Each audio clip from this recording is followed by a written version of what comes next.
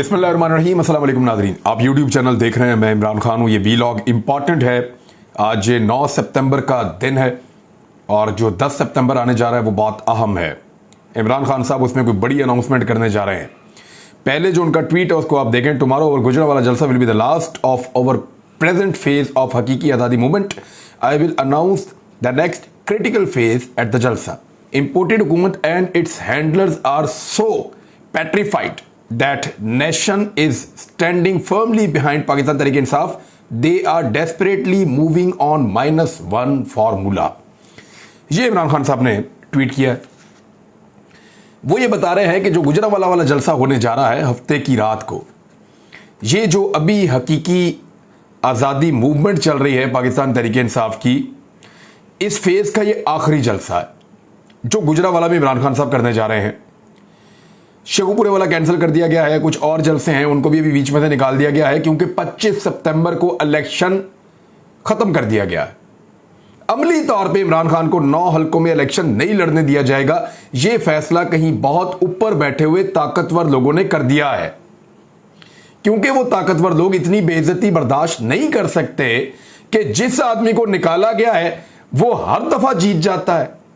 यानी जिसको हमने निकाला, जिसको रेजीम चेंज ऑपरेशन के जरिए से जिसकी हुकूमत को गिराया गया, चाहे पाकिस्तान की मईशत भी बेहतर थी, एक्सपोर्ट्स भी बेहतर थी, महंगाई भी कंट्रोल में थी, हालात बेहतर थे, पाकिस्तान आगे बढ़ रहा था, वो सारी चीजें पसे-पुश डालते हुए जिद और अना की बुनियाद के ऊपर हमने जिस आदमी की हुकूमत को गिराया है वो आदमी हर मैदान में, हर महाज पर हमें शिकस्त दे रहा है।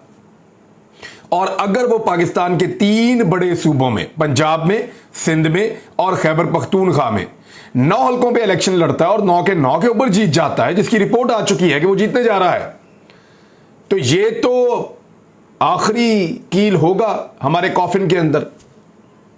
यानी ये तो वो आदमी बहुत बड़ी जीत ले लेगा। पूरी दुनिया फिर उस आदमी की तरफ देखेगी, लिहाजा रोको इसको।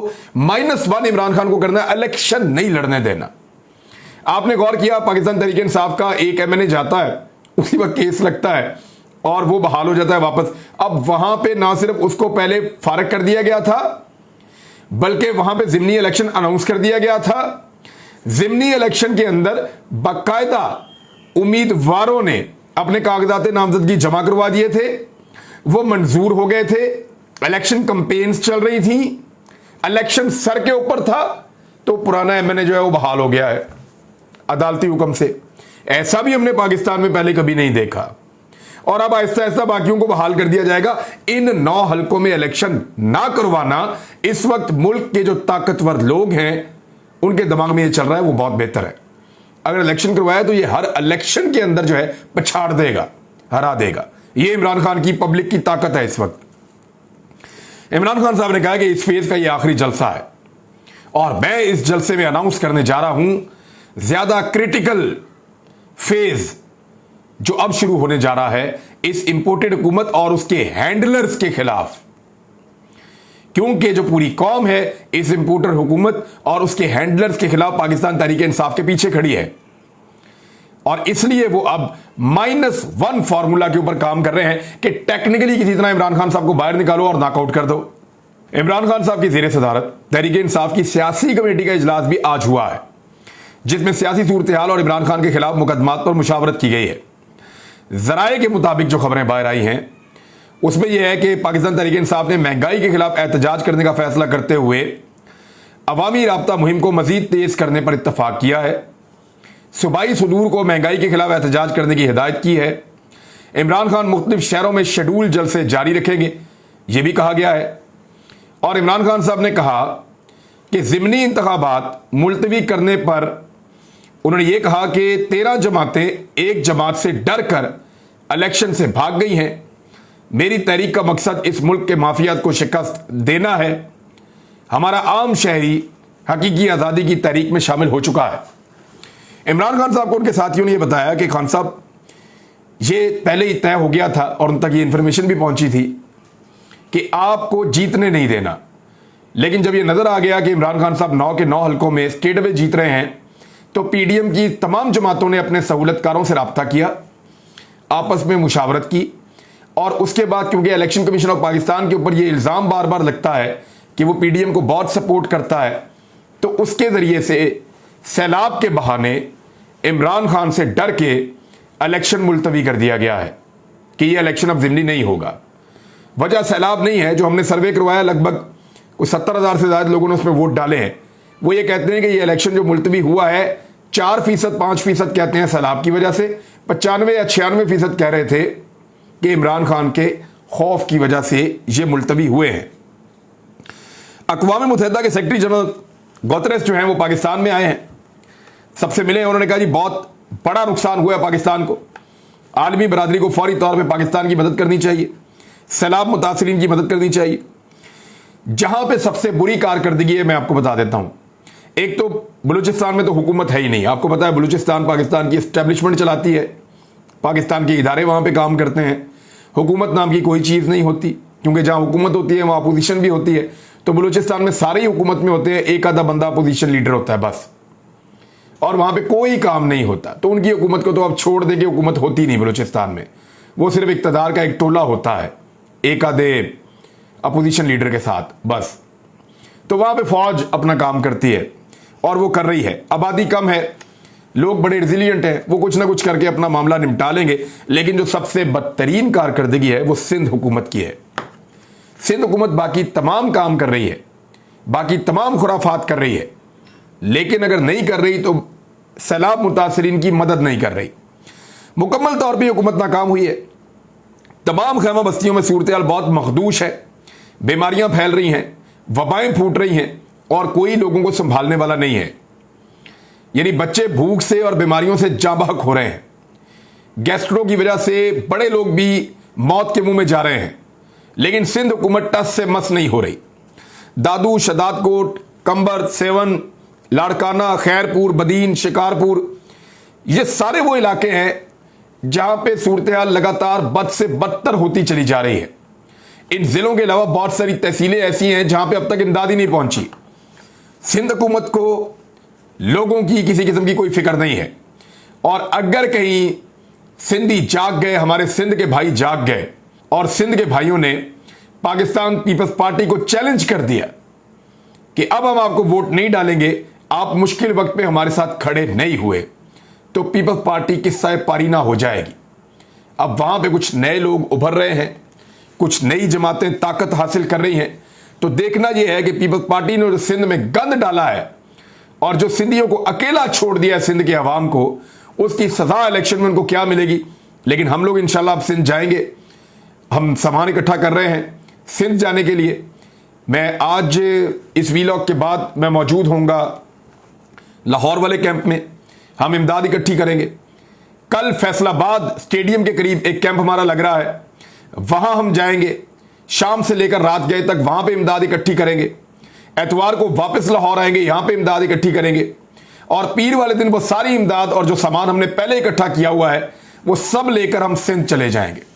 और सिंध के लोगों के लिए हमारी कोशिश है ज्यादा से ज्यादा राशन, मच्छरदानियां, अद्वियात, खैमे, ये चीजें हम वहां पे पहुंचाएं, और उसके लिए हम काम कर रहे हैं। पंजाब की हुकूमत ने भी कोई काम नहीं किया।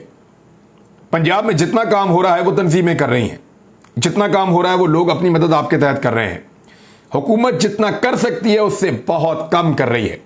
परवेज इलाही का, अव्वल तो परवेज इलाही वज़ीर आला ही नहीं है पंजाब के, उनका बेटा वज़ारत आला चला रहा है। इस वक्त पंजाब की वज़ारत आला अमली तौर पे मुन्नस इलाही चला रहा है। जितने इकदाम पंजाब में हो रहे हैं सारे मुन्नस इलाही कर रहा है। जितना पंजाब हुकूमत का कंट्रोल है वो मुन्नस इलाही के हाथ में है। तो पंजाब की चाबी एक मुन्नस इलाही के हाथ में है। परवेज इलाही साहब का ना इतना स्टेमिना है, ना वो काम कर पाते हैं, ना वो अमली तौर पे कोई काम कर रहे हैं। लिहाजा परवेज इलाही के पास पंजाब नहीं है, पंजाब मुन्नस इलाही के पास है। और जो लोग मुन्नस इलाही के करीब हैं उन्होंने मुझे बताया कि 6-6 घंटे की मीटिंग्स में भी कहीं पे सैलाब ज़दगान का तस्करा भी नहीं होता।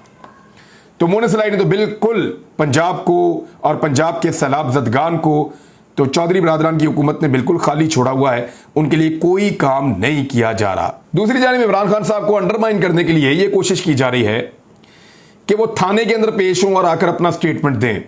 किस चीज़ का स्टेटमेंट? स्टेटमेंट तो उन्होंने दे दिया है। क्या इमरान खान से कोई चीज़ बरामद करनी है?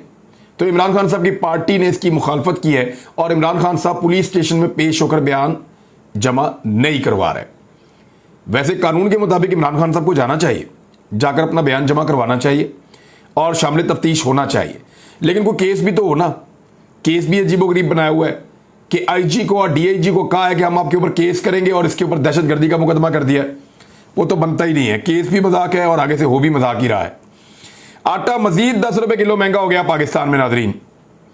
बिजली मजीद महंगी होने जा रही है, पेट्रोलियम मसनूआत मजीद महंगी होने जा रही है, आलमी मंडी में ये चीजें सस्ती हो रही हैं, पाकिस्तान में महंगी हो रही हैं। आटा मजीद 10 रुपए किलो महंगा हो गया है। दालें जो हैं वो 40 रुपए किलो मजीद महंगी हो गई हैं।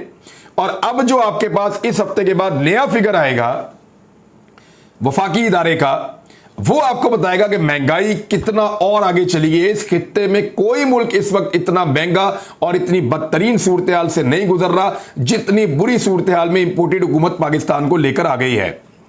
डॉलर ओपन मार्केट में 238 रुपए तक चला गया है। 178 का था जब तहरीक अदम एतमाद पेश की गई थी। 22 आप वहां से लगा लें, 38 आप यहां से लगा लें, तो टोटल जो पैसा इन्होंने बढ़ा दिया है डॉलर के ऊपर वो 60 रुपए है। पिछले 15 दिनों के अंदर डॉलर की जो कीमत बढ़ी है वो लगभग 15-16 अगस्त के बाद से लेकर अब तक तकरीबन 20-22 दिनों में 15-16 रुपए डॉलर की कीमत बढ़ गई है। 15 रुपए या 16 रुपए डॉलर की कीमत 15 या 16 अगस्त के बाद से लेकर अब तक बढ़ी है। यह हालत कर दी इन्होंने पाकिस्तान की। 50 रुपए डॉलर इंटर बैंक मार्केट के अंदर बढ़ गया है शहबाज शरीफ की हुकूमत आने के बाद। और ऐसी सूरत हाल में बजाय इसके कि इस इंपोर्टेड हुकूमत से जान छुड़वा के पाकिस्तान में इंतखाबात करवाए जाए, आम इलेक्शंस का ऐलान किया जाए और लोगों को जान छुड़वा के अपनी मर्जी की हुकूमत बनाने की इजाजत दी जाए, यहां प्लान क्या किया जा रहा है ताकतवर लोगों की जानिब से कि इमरान खान को माइनस कर दो किसी तरीके से, ताकि हमारी जिद को और हमारी अना को ठेस ना पहुंचे। वजह क्या है जरा समझिए इसको। 70 साल से कुछ तबकात इस मुल्क के ऊपर हुकूमत कर रहे हैं। समझ तो आप गए होंगे, मुल्क उनके कंट्रोल में, उनकी मुट्ठी में है। पहली मर्तबा अवाम उनकी मुट्ठी को खोल रही है। अवाम ने यहां से पकड़ लिया कलाई से, अवाम उनकी मुट्ठी को खोल रही है और अवाम कह रही है कि अब यह मुल्क आपकी मुट्ठी में मजीद नहीं रह सकता, हम आपकी मुट्ठी को खोलेंगे, इसमें से पाकिस्तान को छुड़वाएंगे। उनको यह लगता है कि ये जो आदमी है इसने अवाम को खराब किया है, जिसका नाम इमरान खान है, लिहाजा इसको माइनस कर दो, अवाम ठीक हो जाएगी। लेकिन मेरे ख्याल में, मेरी जाती राय है कि मामला बहुत आगे निकल गया है। आप मुट्ठी खोल दीजिए, कुछ नहीं होता। पाकिस्तान को चलने दीजिए, कुछ नहीं होता। -1 से आपको कुछ हासिल नहीं होगा। आप -1 करेंगे यहां +1000 हो जाएगा। लोग एक नजरिया हासिल कर चुके हैं। अब ये एक सोच का और नजरिए का नाम है, एक आदमी का नाम नहीं है। ये बहुत फर्क पड़ गया है। अब 70 साल वाली मौजें नहीं रह सकती हमेशा। मामलात को ठीक कीजिए। इसी -1 के खिलाफ पाकिस्तान तहरीक इंसाफ ने भी अनाउंस कर दिया है कि जब इमरान खान साहब गुजरांवाला में जलसा कर रहे होंगे तो पूरा पाकिस्तान सड़कों पर आकर इमरान खान साहब के साथ इजहार यकजहती करेगा। असद उमर साहब ने इसके बारे में ट्वीट किया, दीगर लोगों ने इसके बारे में ट्वीट किया और असद उमर साहब ने कहा कल शाम 7 बजे तमाम पाकिस्तान में इमरान खान के साथ इजहार यकजहती के लिए इज्तिमा होगा। सारी पार्टी और कौम अपने कप्तान के साथ खड़ी है। तो साथ ही साथ अब एक नया मोमेंटम बन रहा है। क्या इमरान खान साहब इस्लामाबाद की जानिब जाने वाले हैं?